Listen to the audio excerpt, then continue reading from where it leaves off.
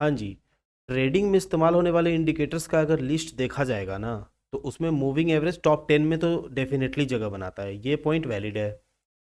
लेकिन इसका मतलब ये नहीं है कि मूविंग एवरेज को इस्तेमाल करने का कोई नुकसान नहीं है, क्योंकि कोई भी इंडिकेटर 100% परफेक्ट तो होता नहीं है। कुछ ना कुछ प्रॉब्लम्स तो मूविंग एवरेज को इस्तेमाल करने में भी है।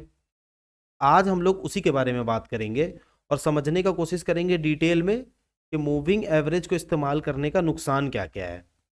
तो पहले हम लोग इंटरनेट से उसका जवाब लेते हैं कि इंटरनेट हमें क्या बताता है, और फिर उसके बाद हम लोग उसको एनालाइज करके देखेंगे। तो पहला पॉइंट जो इंटरनेट हमें बता रहा है वो है कि लैग इफेक्ट, देर से सिग्नल मिलना। मूविंग एवरेज पास्ट डेटा पर आधारित होती है, इसीलिए ये मार्केट के नए ट्रेंड और रिवर्सल्स को समझाने में देर कर देती है। जब तक आपको सिग्नल मिलेगा तब तक प्राइस ऑलरेडी मूव कर चुका होगा। All right, lagging effect. सबसे पहले तो आप ये समझ लीजिए लैगिंग इफेक्ट का मतलब क्या है। देखिए, इंडिकेटर दो तरह का होता है, एक होता है लीडिंग इंडिकेटर और एक होता है लैगिंग इंडिकेटर। लैगिंग इंडिकेटर का मतलब क्या होता है ना, कि प्राइस, जैसे ये प्राइस फॉर्मेशन, प्राइस का फॉर्मेशन हो गया, अब इंडिकेटर बताएगा कि क्या हुआ। इस एग्जांपल के तौर पे हम आपको मूविंग एवरेज लगा करके पहले दिखाते हैं। 50 पीरियड का मूविंग एवरेज लगा दिए सिंपल पे, क्लोज। अब देखिए, ये प्राइस का फॉर्मेशन हो चुका है, उसके बाद मूविंग एवरेज सेटल डाउन हुआ कि हाँ भाई ठीक है, 24,131 मूविंग एवरेज 24,131 पे अपने आप को सेटल कर रहा है। अगर ये प्राइस अभी भी फ्लक्चुएट कर रहा होता, मान लीजिए ये रनिंग प्राइस होता ना, तो ये मूविंग एवरेज भी अप डाउन ऊपर नीचे कर रहा होता। क्यों? क्योंकि लैगिंग इंडिकेटर है, इसका मतलब है कि प्राइस पहले फॉर्म होगा, फिर इंडिकेटर बताएगा कि किस तरह का प्राइस फॉर्म हुआ है। इसीलिए इसको लैगिंग, इसको बोला जाता है कि ये पास्ट डेटा पे आधारित है। अब इतना सारा कैंडल्स बना है, इतना सारा कैंडल्स बना है, तभी तो जा करके ना मूविंग एवरेज ये शो कर रहा है। मूविंग एवरेज अब नेक्स्ट क्या होने वाला है, आप इसको मूविंग एवरेज को देख करके तो नहीं बता सकते। अभी आप अनुमान लगा सकते हैं कि मूविंग एवरेज गिरते हुए आया है तो मार्केट और गिरेगा, बट ये अनुमान किस हद तक सही है आप खुद सोच के देखिए। यहां भी तो जो बैठे होंगे, जब दिसंबर चल रहा होगा, तो लोग तो यहां भी ये सोचे होंगे कि ठीक है भाई, मूविंग एवरेज गिर रहा है तो हम डाउन साइड का ट्रेड बनाते हैं। बट गिरता हुआ मूविंग एवरेज में प्राइस देखो कैसे 500 पॉइंट का अप मूव दिया है। 500 पॉइंट का अप मूव निफ्टी में छोटी बात नहीं होती है। तो यही इसका कहने का मतलब है। पहला पॉइंट यही बोलता है कि लैग इफेक्ट है, देर से सिग्नल मिलता है। बात तो सही है, देर से तो सिग्नल देता ही है ये। अब इसके बेसिस पे अगर हम ट्रेड्स बनाने जाएंगे तो पता चला कि जब सिग्नल आया तब तक प्राइस रिवर्स हो चुका है। जब तक सिग्नल आया तब तक प्राइस रिवर्स हो चुका है। इसको एक बार आप ऐसे भी समझ के देखो, इस चीज को आप मूविंग एवरेज क्रॉसओवर में भी अगर लगा के देखोगे ना, तो भी वो सेम रिजल्ट आपको देगा। जैसे 20 पीरियड का अगर हम मूविंग एवरेज लगा देते हैं, तो आप जान रहे हो कि क्रॉसओवर होता है तो short term trend long term trend में कन्वर्ट हो रहा है। अब एग्जांपल के तौर पे आपको मैं दिखाता हूँ, थोड़ा पीछे चल के। अब जैसे यहाँ इस पॉइंट पे प्राइस का फॉर्मेशन, मूविंग एवरेज क्रॉसओवर बता रहा है कि ठीक है, सेल साइड में अब आप जा सकते हैं, मतलब मार्केट डाउन ट्रेंड में जाने के लिए तैयार है। बट जैसे ही आप इस कैंडल, क्योंकि कैंडल क्रॉसओवर, एक्चुअल क्रॉसओवर इस कैंडल पे हुआ है, आपको दिख रहा होगा, एक्चुअल क्रॉसओवर इस कैंडल पे हुआ है। जब आप ट्रेड यहां बनाओगे एक्चुअल क्रॉसओवर पे, प्राइस यहीं से रिवर्स कर गया है, एक बार भी इसके बाद नीचे नहीं आया है कि आपको थोड़ा बहुत भी प्रॉफिट हो सके। प्राइस यहीं से रिवर्स कर गया। इसका क्या मतलब हुआ? इसका मतलब यही हुआ कि ये, जब ये आपको सिग्नल देता है ना, इतना लेट सिग्नल देता है, इतना लेट सिग्नल देता है कि तब तक प्राइस जो ट्रेंड होता है ना, वो ट्रेंड ही खत्म हो जाता है। तो फर्स्ट पॉइंट आई होप आपको समझ में आ गया होगा कि लैगिंग इंडिकेटर है, पास्ट डेटा पे आधारित होता है, ये आपको हम समझा दिए। नए ट्रेंड और रिवर्सल को समझाने में देर कर देता है, ये भी आपको हम बताएं कि जब तक ये आपको बताएगा कि क्रॉसओवर हुआ है मतलब ट्रेंड चेंज होने वाला है, तब तक ऑलरेडी ट्रेंड चेंज हो चुका होता है और अब रिवर्सल का तैयारी हो रहा होता है।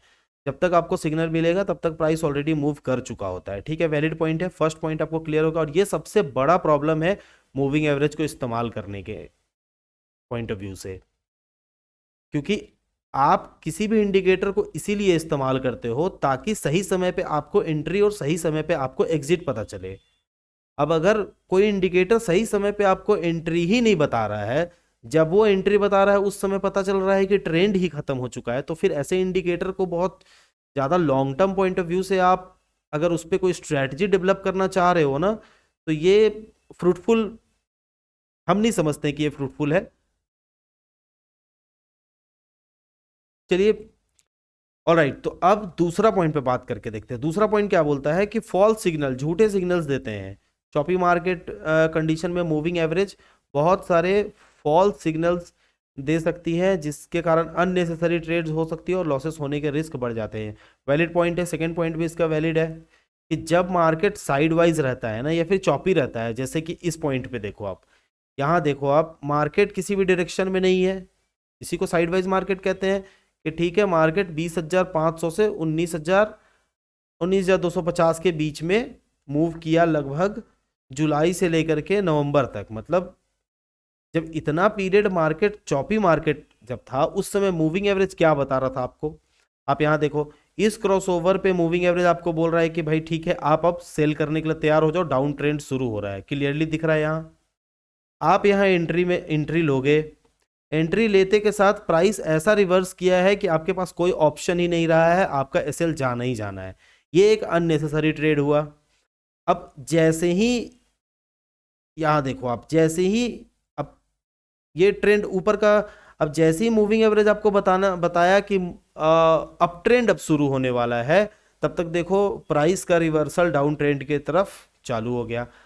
अब जब यहां आकर के मूविंग एवरेज आपको बोल रहा है कि प्राइस डाउन ट्रेंड में जाने वाला है, यहां से अप ट्रेंड शुरू हो गया। तो सेकेंड पॉइंट का कहने का मतलब यही है कि एक तो ये फॉल्स सिग्नल्स देता है, मतलब बहुत ज्यादा अननेसेसरी सिग्नल्स दे देता है, इतना सिग्नल्स का जरूरत है नहीं। क्योंकि चॉपी मार्केट में वो काम नहीं कर पाता है ना। आप समझो, पास डेटा पे डिराइव होकर के ये अपना फॉर्मेशन कर रहा है। अब ये कोई रिग्रेशन तो है नहीं, लीनियर रिग्रेशन तो है नहीं कि हाँ ठीक है वो प्रिडिक्ट करेगा कि किस तरफ मार्केट को जाना चाहिए इस कंडीशन में। वो तो जैसा फॉर्मेशन हुआ वैसा आपको फॉर्म करके दिखा दे रहा है। ऐसे फॉर्मेशंस में चॉपी मार्केट में अननेसेसरी फॉल्स ट्रेड्स होना एकदम लाजमी है। तो ये सेकंड पॉइंट भी मेरे को लगता है कि काफी वैलिड पॉइंट है। अब चलते हैं तीसरा पॉइंट में, लिमिटेड प्रिडिक्टिव पावर, भविष्य में देखने की सामर्थ्य कम है। मूविंग एवरेज हिस्टोरिकल डेटा पे आधारित है, इसलिए फ्यूचर मूवमेंट का एग्जैक्ट इंडिकेशन दे नहीं सकता है। अगर मार्केट अप ट्रेंड हो तो ये टूल, अनप्रिडिक्टेबल हो तो ये टूल काम नहीं करेगा। ओके, ऑलराइट, ये तो हम लोग बात कर ही लिए। यही दिख रहा है आपको, जैसे ही ये देखना शुरू किया कि डाउन ट्रेंड में मार्केट जाने वाला है, डाउन ट्रेंड में जाने वाला है, प्राइस यहाँ से रिवर्स हो गया, लेकिन इंडिकेटर ये अभी भी बता रहा है कि भैया आप यहाँ से ट्रेड्स बनाओ। तो मूविंग एवरेज तभी काम करता है ना, एक्चुअली में थंब रूल ये है, मूविंग एवरेज तभी काम करता है जब मार्केट ट्रेंडी हो। मार्केट का ट्रेंड को पता करने के लिए आप अगर सोच रहे हो कि मूविंग एवरेज इस्तेमाल करेंगे ना, तो आपको थोड़ा कॉशियस होकर के इस्तेमाल करना पड़ेगा।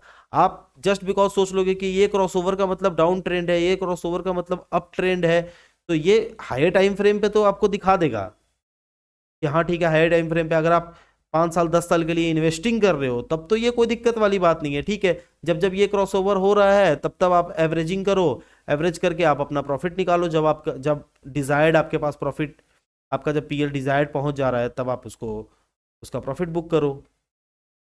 बट शॉर्टर टाइम फ्रेम पे तो ये पूरा कियोस है। Moving average shorter time period पे पूरा कियोस है। आप देखो, यहाँ आपको आकर के ट्रेंड बताया, प्राइस का रिवर्सल हुआ, यहाँ बोला बाई करने के लिए, प्राइस का रिवर्सल हुआ, यहाँ सही निकल के आया, फिर यहाँ बाई करने बोला, फिर प्राइस का रिवर्सल हुआ, यहाँ सेल करने बोला, फिर प्राइस का रिवर्सल हुआ। तो आप समझ सकते हो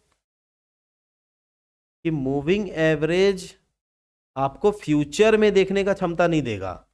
मूविंग एवरेज आपको पास्ट में जो हो चुका है ना, उसको एक व्यवस्थित ढंग से आपके सामने प्रेजेंट कर देगा कि ठीक है भैया, आप देख लो ऐसा ऐसा हो रहा है मार्केट में।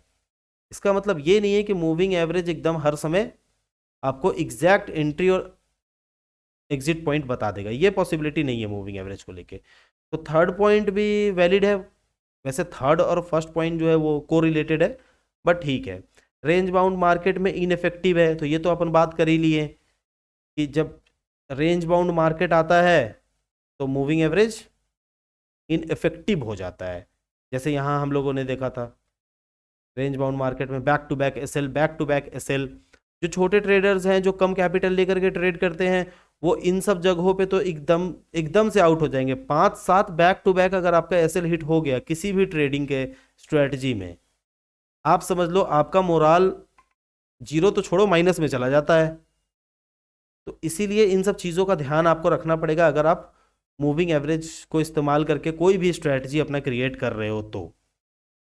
लास्ट पॉइंट बोलता है कस्टमाइजेशन कॉम्प्लेक्सिटी, सेटिंग का कंफ्यूजन। अब ये भी एक बहुत बड़ा प्रॉब्लम है मूविंग एवरेज के साथ। 1 डे के टाइम फ्रेम पे 50 पीरियड का मूविंग एवरेज अच्छा काम करता है। 1 मिनट के टाइम फ्रेम पे 5 पीरियड का मूविंग एवरेज अच्छा काम करता है। तो अब ये डिसाइड कैसे होगा कि कौन सा मूविंग एवरेज कौन सा पीरियड पे, जो स्कैल्पिंग करते हैं वो 5 पीरियड 10 पीरियड का मूविंग एवरेज 1 मिनट के कैंडल पे यूज कर लेते हैं। जो हल्का इंट्राडे टाइप के आदमी है वो 5, 10, 15 मिनट के कैंडल्स को भी यूज कर लेते हैं। तो मूविंग एवरेज का सबसे बड़ा प्रॉब्लम यही है कि आपको ये डिसाइड करना होगा पहले ही कि कितना पीरियड के मूविंग एवरेज पे आप काम करना चाहते हैं। और इसका कोई प्री डिटरमाइंड रूल नहीं है। आपके ट्रेडिंग सिस्टम, आपके ट्रेडिंग स्ट्रेटजी के ऊपर डिपेंड करेगा कि आप, जैसे आप कितने देर के लिए ट्रेड लेना चाहते हैं, ये डिटरमाइन करेगा।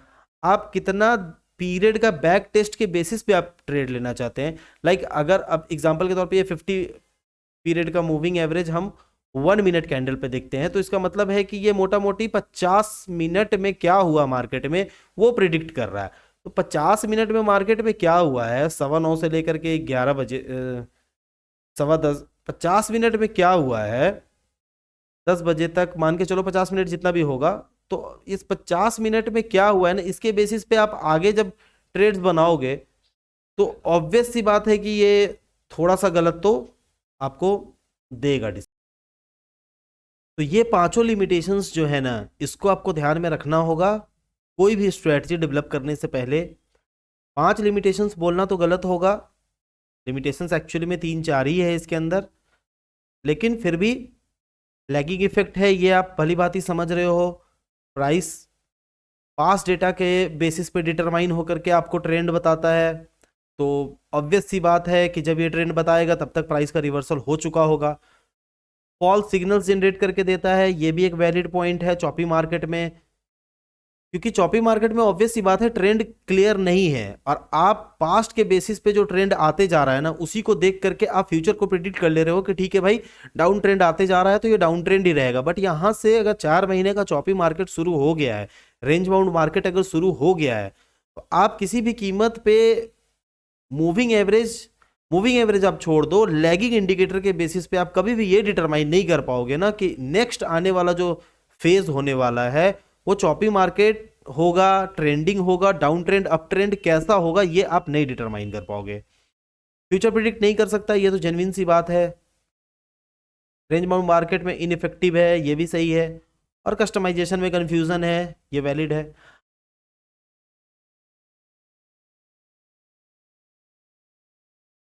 थंब रूल यही है, आप कोई भी इंडिकेटर को अगर आप फॉलो कर रहे हो, अगर आप मूविंग एवरेज को यूज करके अपना स्ट्रेटजी बनाना चाहते हो तो इसके लिमिटेशंस को भली भांति ध्यान में रख लो, वरना फिर वही है, बैक टेस्ट में भी हो सकता है आपको रिजल्ट दिखाए, बट लाइव मार्केट में आपको एसएल ही मिलने वाला है, लॉस ही होने वाला है। तो थोड़ा सोच समझ करके अपने स्ट्रेटजी को डेवलप करें। ऑल राइट, मिलते हैं फिर किसी नेक्स्ट वीडियो में किसी और इंडिकेटर और के एडवांटेज और डिसएडवांटेजेस के साथ। Bye bye.